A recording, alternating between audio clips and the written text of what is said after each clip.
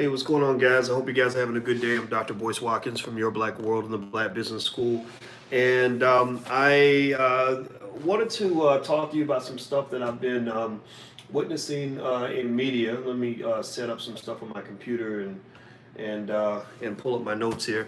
I tend to see the world as a classroom, and in the context of that, I just bump into stuff that gets my attention, and then that drives me to say, I think I want to talk about that a little bit because I think that there's something here. And today, the topic of conversation is centered around Oprah Winfrey. And Oprah Winfrey gave a speech not too long ago that really made me think a little bit in terms of what her thought process is. Now, if you know anything about Oprah, Oprah is interesting. I kind of have a love-hate interaction with her in the sense that there are things about her that I admire. There are things about her that I find sad and really borderline despicable.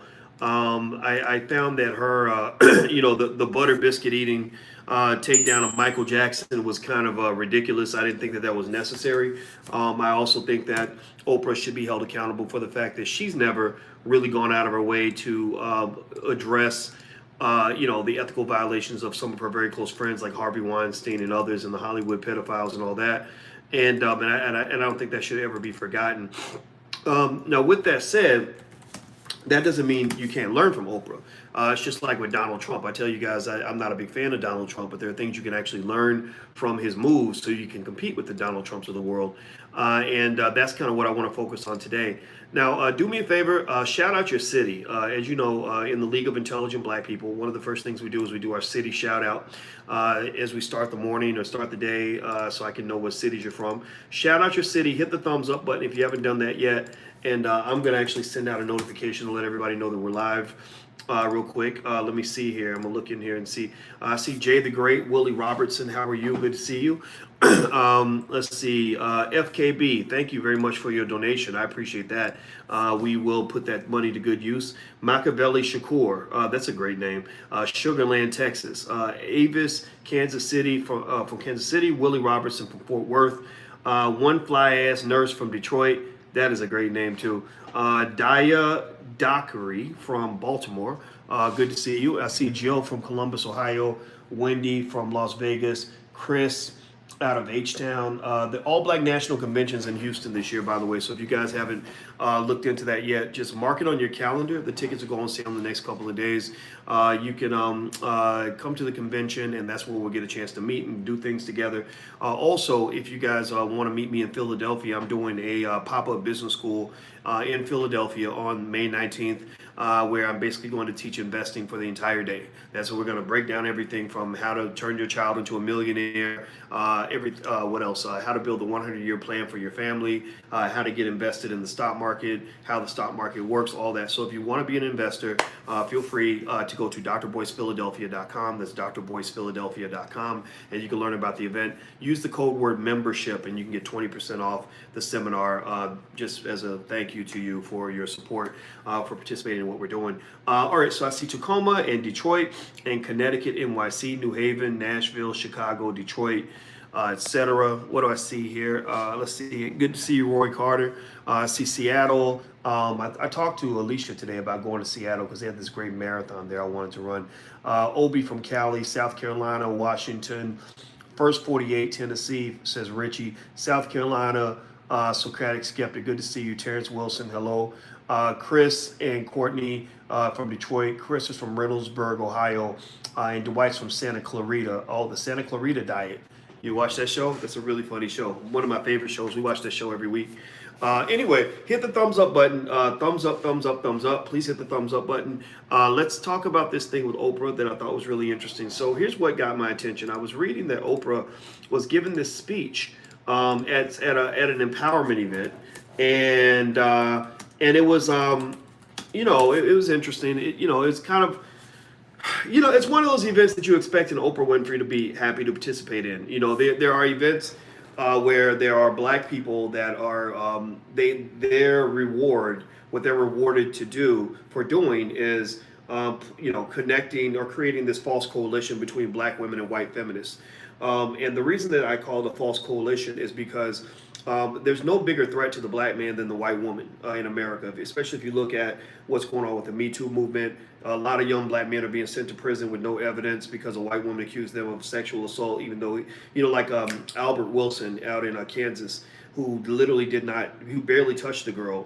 There was a DNA on her chest because they kissed, but she was all over him all night, and somehow they decided that he must have assaulted her, and I don't even know how that could have happened given that they didn't have sex. And I know people say, well, you don't have to actually penetrate someone sexually to rape them, but I don't understand that. I mean, so I mean, it just doesn't make any sense. Like I'm trying to still process that. Go look it up. Go look it up. The hashtag is Free Albert Wilson. The website that he's collecting money for his legal defense on is freealbertwilson.com.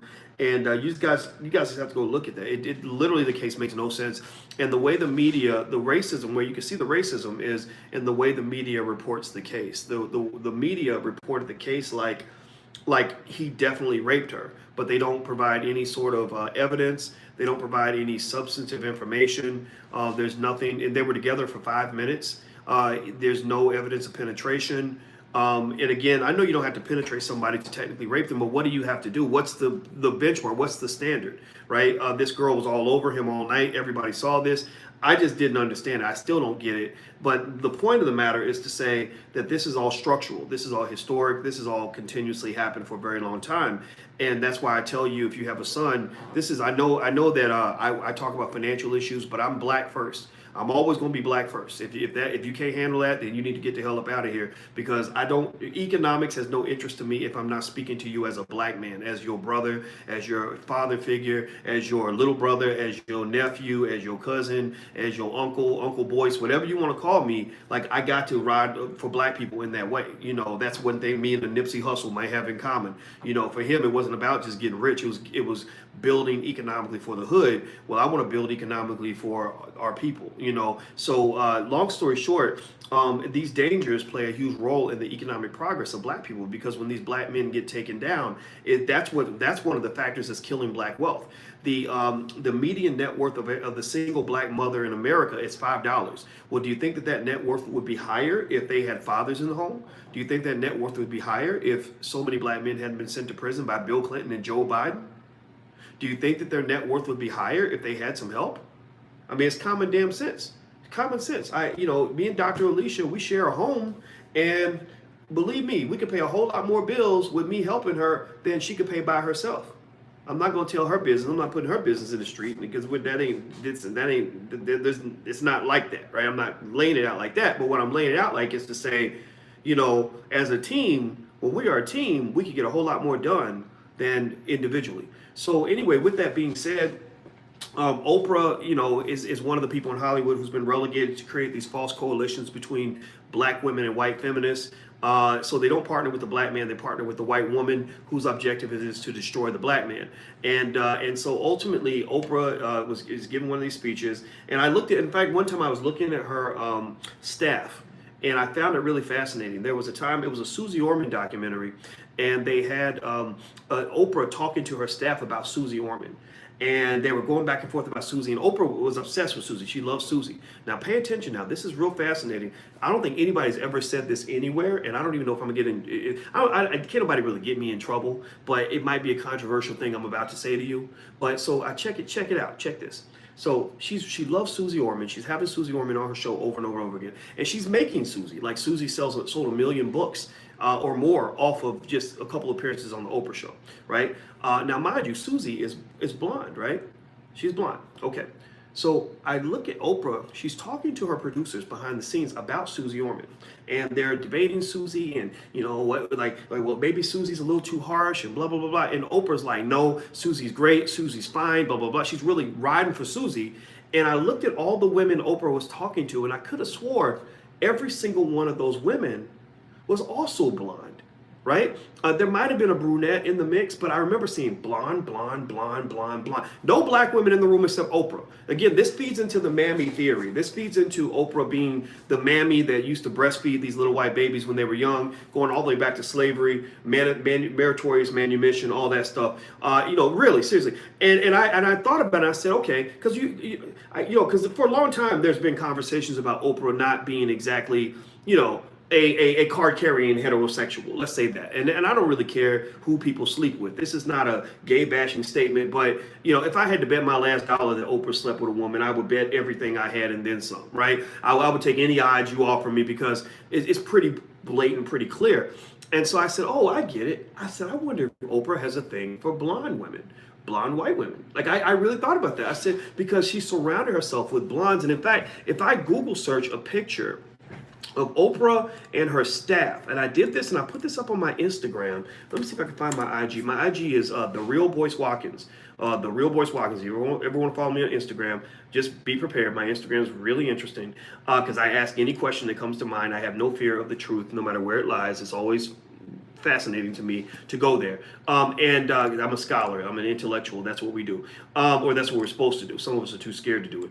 But anyway, here, I want to share this screen with you. If you're on drboycetv.com, you can see this. If you're not, you won't see it. But just imagine Oprah in a room with all her producers, and she's surrounded by a sea of white people.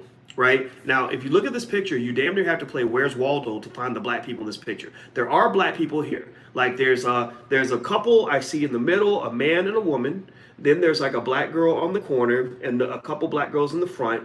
But I would almost guess that maybe there's 6 black people total in this picture, including Oprah. Maybe 7, or maybe even 8. But that's out of probably about 40 to 50 people. I'm going to guess 50 people are in this picture, and only a small select few of these people are black, right? And here's the thing, Phyllis Hyman actually did an extraordinary interview on this. Alicia pointed this out to me, because when you got a real sister sitting next to you, she always gonna point out the real. She gonna tell you, she gonna give you the real. And she showed me this Phyllis Hyman interview, that Phyllis did many years ago, where Phyllis was talking about all the black celebrities that are surrounded by white people. Like, she's like, I don't understand that. She said, I hire black people. I have black people around me. I work with black people. I want to, and she just couldn't understand it. And poor Phyllis, I think she killed herself, and she killed herself over a man, if I'm not mistaken, which is don't ever, just in case anybody, if you're watching and you've ever thought about killing yourself, ladies, don't kill yourself over that dude. He ain't shit.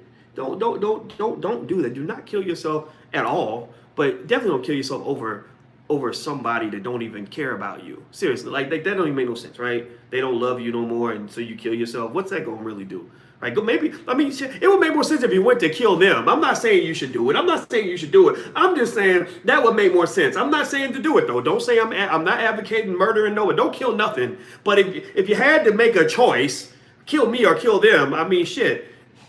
Let me just stop talking. But y'all get what I'm saying. I'm just trying to be common sense here. Okay, so anyway, poor Phyllis Hyman, great black woman, did not know how smart she was, how much she loved her people, but she did an interview about that where she said she doesn't understand why all these damn celebrities are surrounded by white people. Oprah was in a sea of white people in that picture. Tell me if you saw it. Tell me if you saw what I saw. Tell me if you saw what I saw. Yes or no? Did that look like it was a sea of white people to you? It looked kind of crazy to me. And so anyway, so going back with Oprah, Oprah's got an issue. Oprah's weird. Oprah's got problems. She's not a typical black person. I think that's the key to her success. I think that being too black too often just doesn't really work in America. And so Oprah, maybe that also explains why she was in a rush to take down Michael Jackson, but is not in a rush to talk about all of her friends like Harvey Weinstein and all of her pedophile friends in Hollywood, many of whom are gay like her. I think she's gay or bi, who are in the LGBT community that she won't point out. And I think that that's really fascinating. So anyway, so let's keep going. Oh, she was murdered? Oh, I thought she killed herself. You know what? Then that is, if that's the case, if she was murdered, then I apologize for that mistake, Jamon. Thank you for correcting me if I was wrong. I'm going to research that because I should not misrepresent that information. So anyway, let's keep going. All right. So with Oprah, here's the thing. Let me see if somebody, Sammy says you like the shirt. Yeah, if you go to blackwealthtees.com, you can actually find some good t-shirts that we have. Hit the thumbs up button, please. Please hit the thumbs up button if you haven't done that. Also, don't forget that Dr. Boyce TV, this podcast is on iTunes, so you can actually watch us on iTunes. And if you just want to see financial stuff all the time, please make sure you subscribe at theblackfinancialchannel.com. That's theblackfinancialchannel.com. That's our YouTube channel. This is purely financial. All right. So Oprah gives this speech, and she's talking about 60 Minutes. and why she left. And the reason she left, and I'll just mention this briefly just so you know, she left 60 Minutes mainly because she said that they felt that she was too emotional in the way she presented her information. That she was that they wanted her to say her name with less emotion, and she said that that didn't fit who she was, so she walked away. On that, I say kudos. I think that's something that I just think that's one of the keys to success. If you want to be successful, I really think finding something you love and that you're really passionate about that rewards you for being yourself is the best way to go. I think that being in a situation where you're getting rewarded for pretending to be something else is not healthy for you, because that's what's going to drive you crazy. In fact, I saw I saw this video the other day by this Indian medical guru, apparently, who was explaining. He said he did a lot of research on people that have cancer, and he was pointing out 4 or 5 commonalities that he saw in not over 90% of the cancer patients, and one of them related to psychological stress. Just being stressed out about something. And so you think about black people, you think about how stressed out we are over racism, how stressed out we are over how white people treat us, how stressed out we are about our jobs. Well, that's going to kill you, but that is a cancer, right? I mean, think about this. If you ever want to have a really interesting conversation with a room full of black people, just start a conversation off with something like, let me tell you what these white people did to me at work. Right? If you start there and you start a conversation like that, they'll literally talk all night long. Like, give them a little wine and whatever, and that'll be the conversation. Like, white people, y'all worship white folks because y'all make white people the center of your attention. That's what you do. And that's where one area where you don't realize, but that's one area where they control you. In fact, I'll give you an example. When I was at Syracuse University, I remember that I was getting it pretty bad. When they found out that I was really black, that I wasn't some Uncle Tom Coon pretending to be black, that I really was black, they started giving me a hard time. I started getting shit. And I remember I got stressed out about it. I was so mad. I go to work just pissed off every day because I felt like they were trying to sabotage and undermine what I was trying to do. I wasn't getting respected or rewarded the way the white people were. It was a terrible experience. But then one day I just kind of said, wait a minute. I said, hold up. You know what? Y'all got too much power over me right now. I'm not going to let y'all drive me crazy. If anything, if anybody's going to be driving anybody crazy, it's going to be me driving y'all crazy. And if anybody's going to be sitting around worried about what somebody else did, it's going to be y'all worried about what I did. Y'all going to be reacting to me. I'm not going to react to you. So I took that power back. And what I started doing was I started going hard at their asses. I was going hard at them in the media. I was going hard at them. I was like, I'm gonna sue you because you haven't promoted a black person in 80 years in this department. I'm gonna tear your asses down. I just literally just said, you know what? You're not gonna molest me in the dark. You're not gonna do a R. Kelly on me and molest me. And the way a child molester does, like if you tell anybody, I'm gonna kill your parents, right? That's what they do with they would do with us as scholars, and they do this in a lot of industries where they threaten to blackball you. So it's like, well, if you speak up, then you'll never get another job. You'll be blacklisted, blah, blah, blah. So it required me to get to the point of no return where I said, you know what? Fine, I'm calling you on your bluff. And if you blacklist me, then fine. But guess what? I know that you can bleed too. So if I bleed and I go down, you're going to bleed too, even if I have to bite your damn ankles off.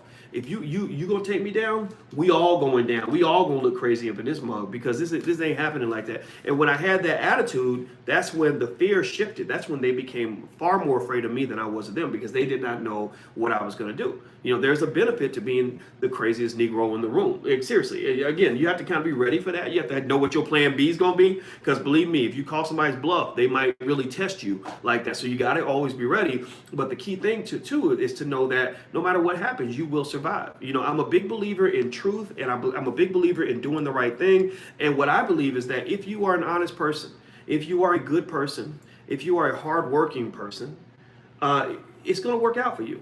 It's going to work out. It may not work out in the way you expect, but it's going to work out for you. Just keep working hard, keep being a good human being, and keep following the truth. And that's what I do. And that's what gives me confidence and guides me in periods of darkness and uncertainty. When I have darkness and uncertainty, and I'm like, man, should I do this? Should I do that? I lean on trust. I trust my instincts, and I trust the truth. I say, well, the truth shall set me free. Fuck it. I'm gonna lay it out here. We just gonna go hard. We're gonna pick a direction, and whatever direction we pick, we're gonna go 100 miles an hour. We're not gonna look to the side. We're not gonna look back. We're not gonna consider other possibilities. We're just gonna go hard in that direction and let the chips fall where they may. Let the adventure begin. That is how I live my life on a daily basis. And I'm telling you, it is the most fun that you will ever have. in your life. I'm telling you. So don't be scared of who you are. Let them out. Let her out. Be that person, but just go hard with it. And just know you're going to get pushback. Everybody ain't going to love the real you, but you got to love the real you. You got to give yourself enough love to the real you that it makes up for any love other people don't give you, because you don't need other people to love you for you to have enough love for you to go by and survive. So that's my 2 cents. That's my thought. I hope that helps you. I didn't mean to go on too much of a tangent, but I think it does matter. Back to Oprah. Hit the thumbs up button, please. Please, thumbs up, thumbs up, thumbs up. Everybody hit the thumbs up. Stop for 1 second, please. Real quick. On the count of 3, everybody hit the thumbs up button. Or if you're on Facebook, please share. 1, 2, 3. Thumbs up, thumbs up, thumbs up. Okay. All right. So let's keep going. So Oprah was talking about leaving 60 Minutes and how basically they didn't, they didn't want her to really be who she was. I think that's actually a great move. I agree with that move 100%. Despite my issues with Oprah, I think that's very good advice. One other thing she also started talking about was negotiating. And I thought that was really interesting. She started talking about negotiating salaries and stuff like that. And I imagine that when she left 60 Minutes to go to Apple, it was a matter of also knowing her financial worth. One thing Oprah does well, again, for all the criticism she definitely deserves, she's not a friend to the black community as far as I'm concerned, but you can learn from everybody. Just like I've even given you guys lessons that you can learn from the way Donald Trump's daddy put, $50 million in his pocket when he was 25 years old so he could go make money moves. I want everybody to do something like that with your kids. Maybe it's not 50 million, maybe it's just 50,000, maybe it's 100,000, but you put your kids in with a little bit of an endowment, a little bit of starting money, because you created a life insurance policy, started investing in stocks for them since they were little or whatever, then that gives them the ability to really make real money moves. Not Cardi B ghetto nigger rich money moves. Y'all know what I'm talking about. Hood rich. I'm not calling them nigger rich. Hood rich. Hood rich money moves where they got a couple of dollars in their pocket that they can use to buy Gucci. I'm talking about, where they got, a portfolio, right? Where they've got, maybe 80, 100, 200, $300,000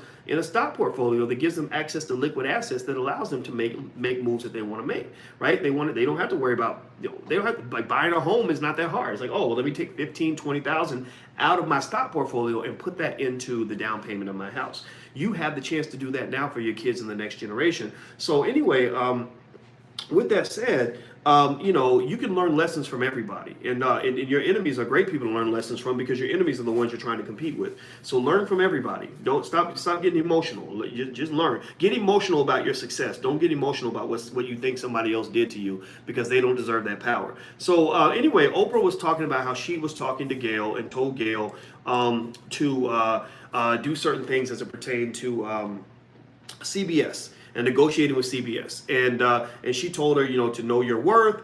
She talked about what women go through in the workplace where they don't get paid what they deserve, and how she worked through that as a woman, which I think Oprah did that very, very successfully.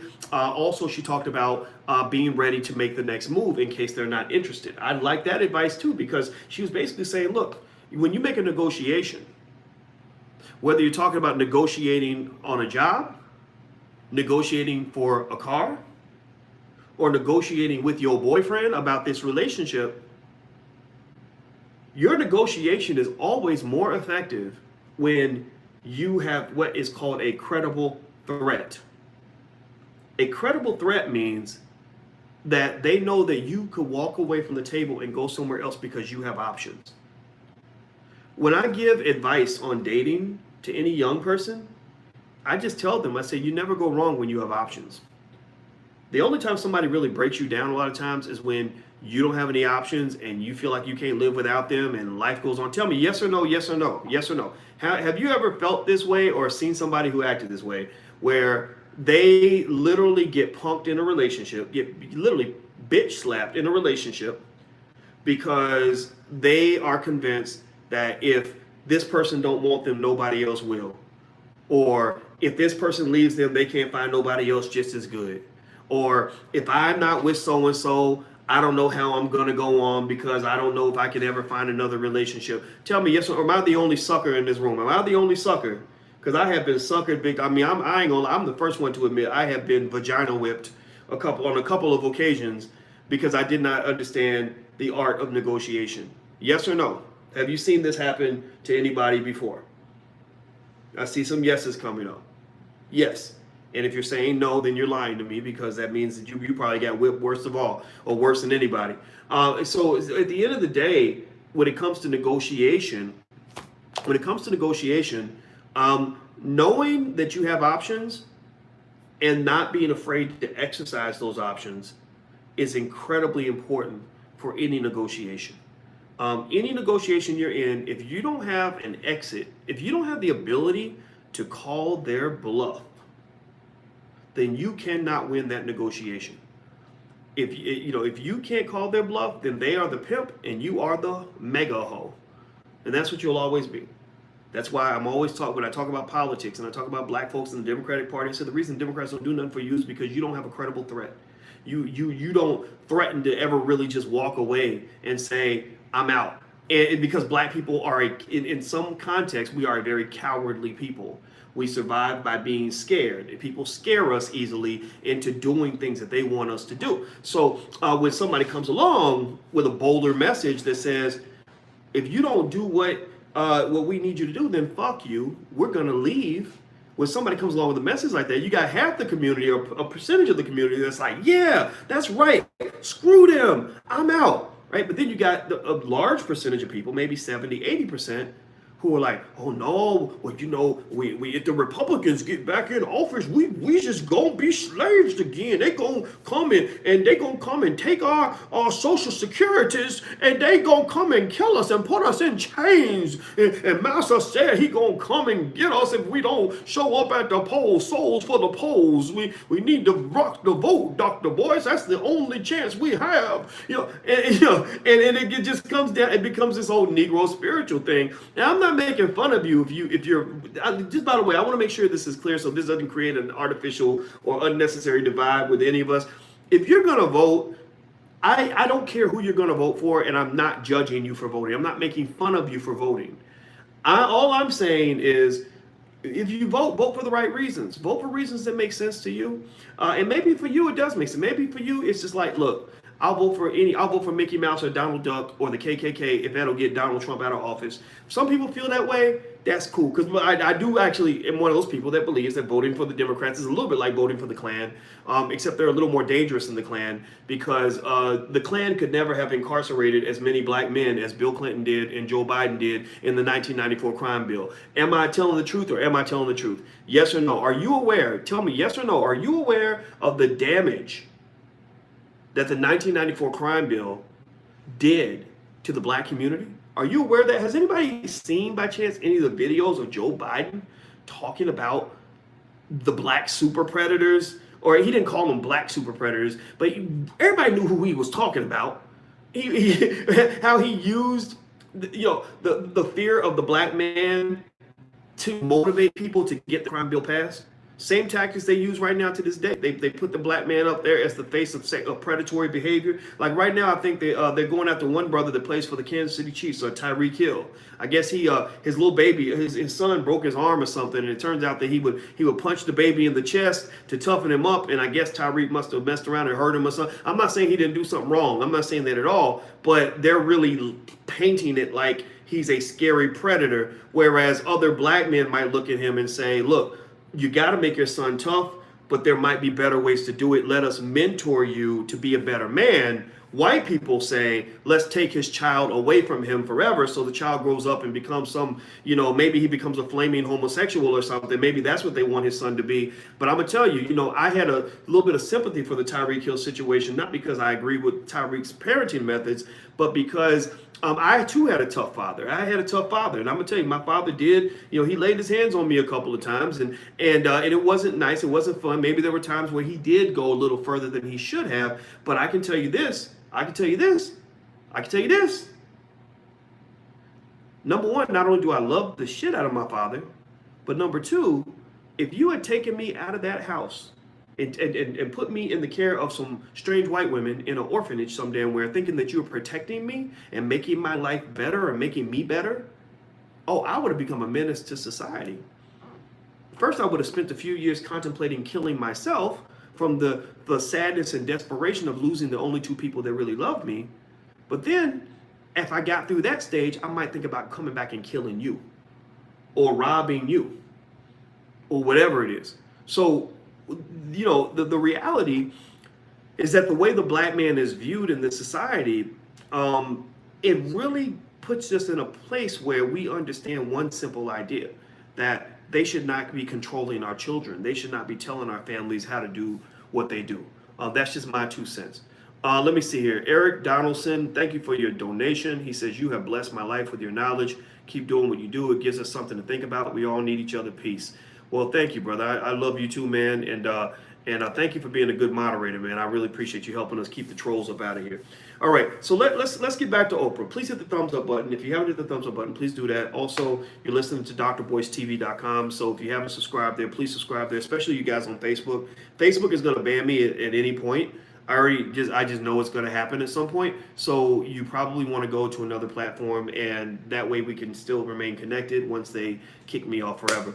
So if you want to get a free e-copy of my book, It Takes a Village to Raise the Bar, you can get it totally free by going to drboycewatkins.net. That's drboycewatkins.net. And I don't know if I showed you guys my new book that is going to be out on May 15th. I got the little trap copy. I don't know what they call these. The proof. That's what it's called, the proof. And it's called Black American Money 3.0. The 1.0 and 2.0 is already listed at drboycebooks.com. That's drboycebooks.com. This is part 3. And and it's a good read. It's 450 pages, but it's broken into digestible pieces, so you don't have to read it all at once. So I personally like the cover. It's got the little Harriet Tubman $20 bills on it, and I'm looking fly with my jacket. I got some millennials to take me on a shopping spree, and I said I want to dress like a cool person. I don't want to dress like the big nerd that I am. So they helped me out with that. So thank you to Jay Ortiz for helping me pick out the right outfit.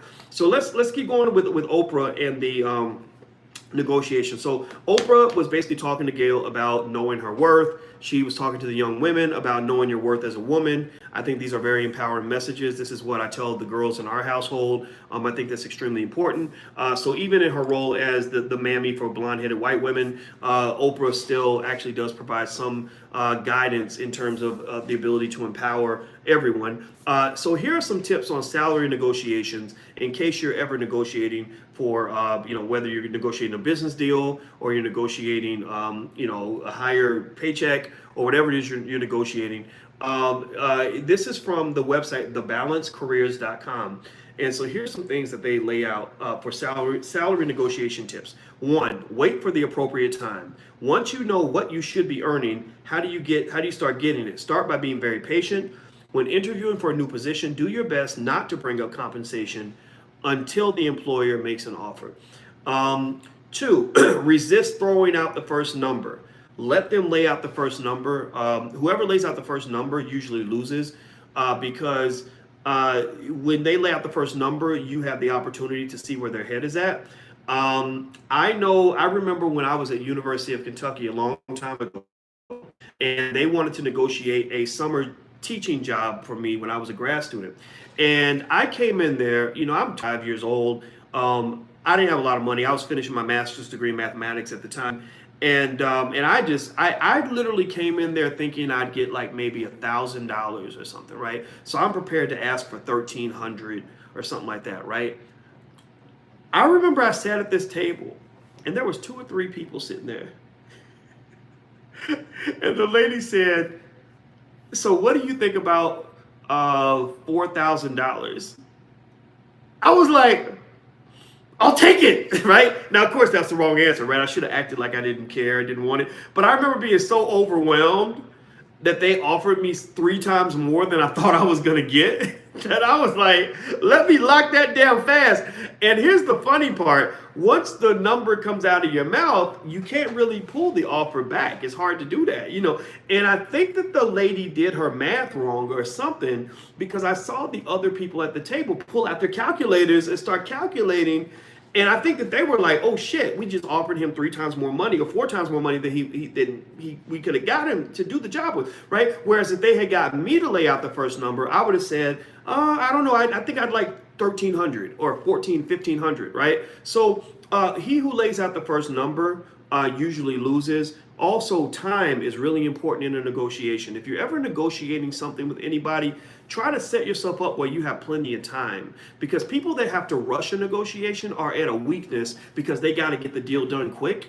And that's why, like, if you go buy a new car or something like that, never, first of all, obviously, never let them know that you want the car. And then number two, never act like you got to get it soon or got to get it right away. Just be like, I can wait for the rest of my life, or I could just never get a car, right? Again, options. Everything's about options, right? So just like in dating, the person who has options, who's like, oh yeah, I got 5 other girls on speed dial that are 10 times better than this, or who think that they're 10 times better than the person I'm with anyway, that person's going to have more negotiating power in the relationship than the person who says, that if you don't want me, then nobody else will. I have nowhere to go. You don't ever want to do that, right? Even if it's not true, you don't ever want to do that. And you got to prepare yourself to be able to walk away from the negotiating table.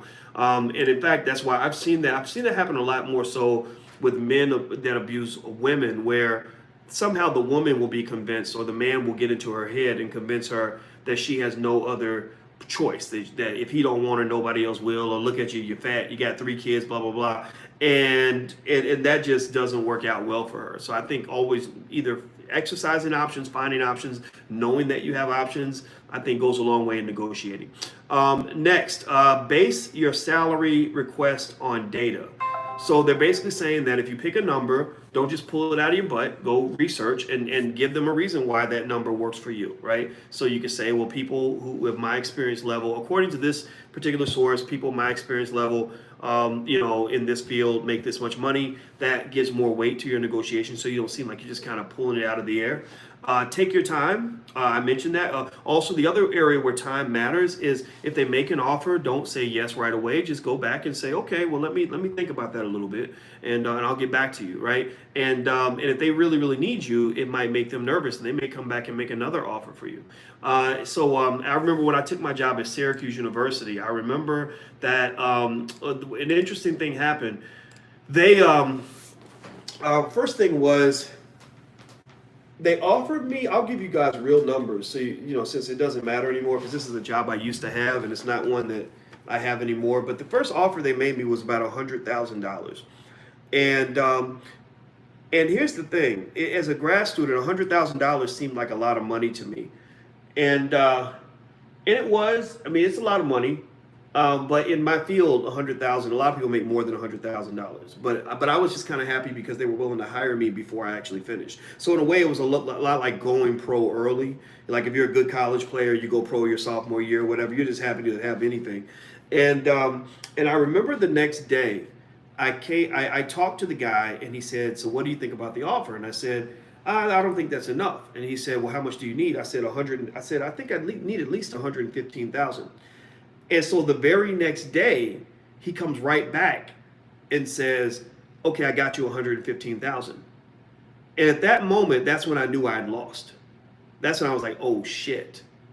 Right? Why was I like that? Well, because if he instantly offered me exactly what I wanted, that means he probably could have gave me more. He could have, maybe I should have asked for 150, 170.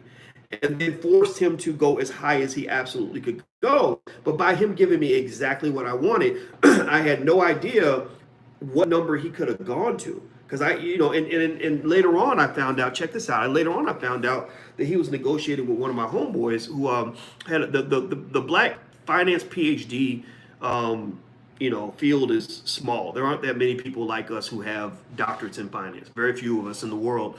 And one of my homeboys had negotiated with him, and he said, "Oh yeah, he offered me $145,000."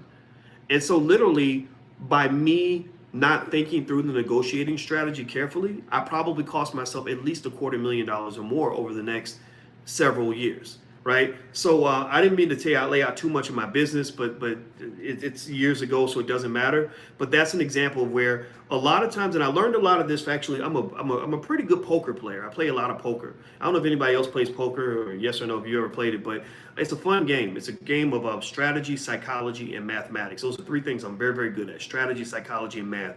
The math, being a mathematician makes you naturally a good strategist.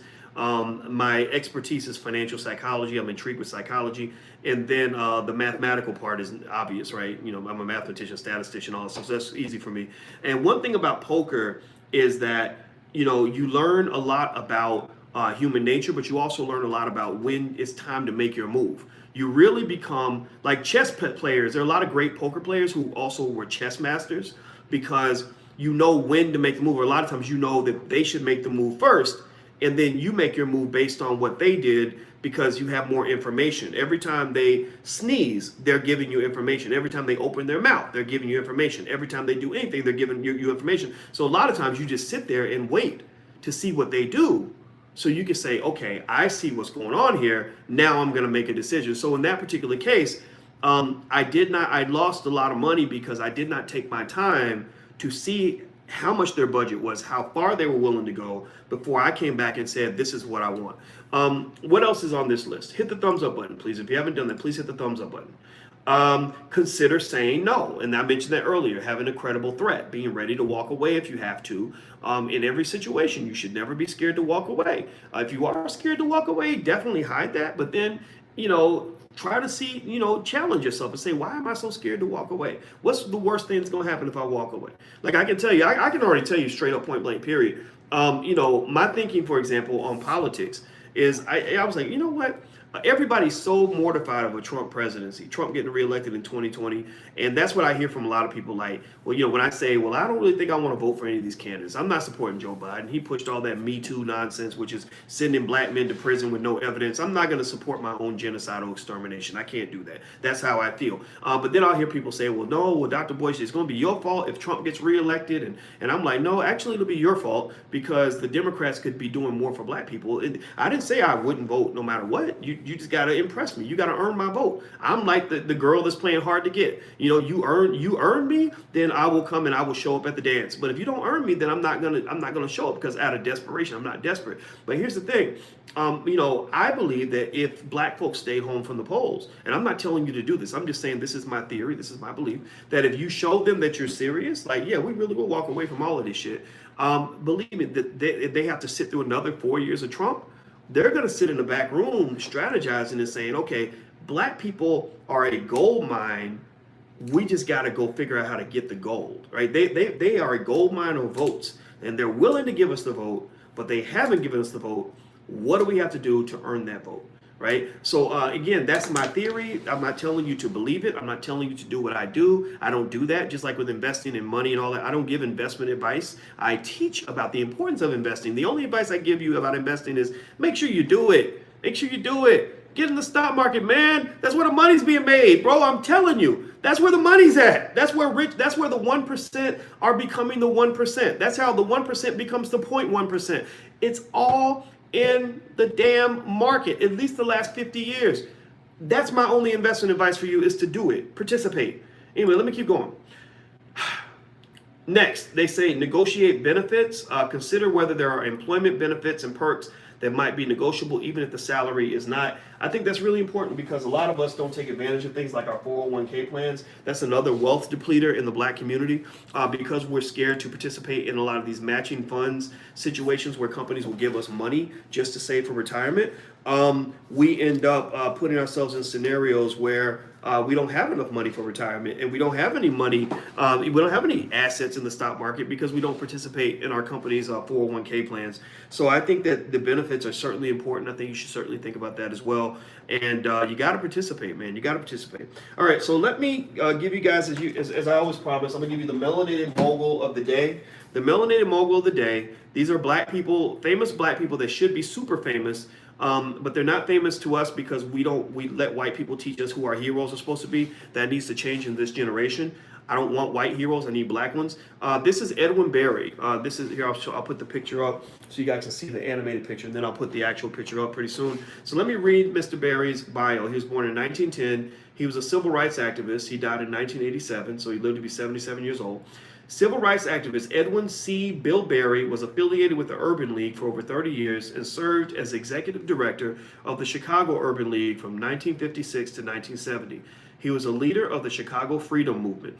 Upon his retirement in 1969, Barry moderated a talk show on WGN TV and served as ambassador of goodwill for the Johnson's Product Company in Chicago, a black-owned national cosmetic firm.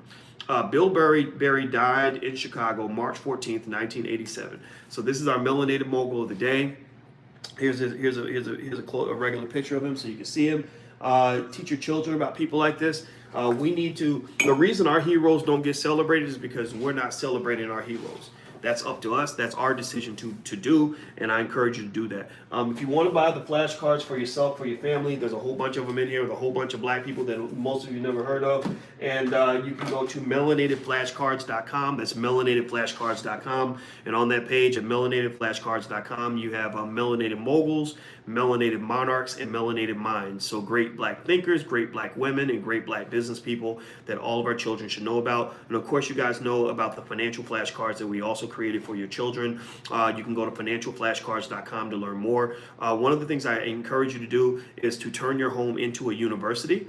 Because we must educate our own children. That's the Black Core of Three. The Black Core of Three says that we should educate our own children, create our own jobs, support black businesses. We have to meditate on this.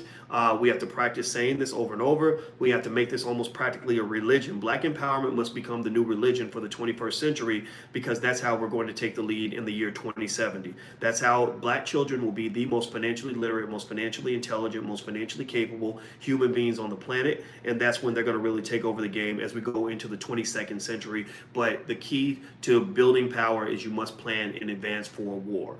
Sun Tzu in The Art of War said basically, he who plans for tomorrow is the one who controls today. So let's practice the art of war in our household. Start with your family. Don't worry about what everybody else is doing. Just focus on what you're doing. All right. So everybody, please hit the thumbs up button before you go. If you haven't hit the thumbs up button, please do that. Also, let me remind you guys, the All Black National Convention takes place September 27th, that weekend in Houston. So feel free to go check that out. allblacknationalconvention.com. Last but not least, if you want to check out books, flashcards, anything else for your family, feel free to go to blackfinancialintelligence.com. That's blackfinancialintelligence.com. All right, I'm out of here, guys. Thanks again for putting up with me again today. This was fun, and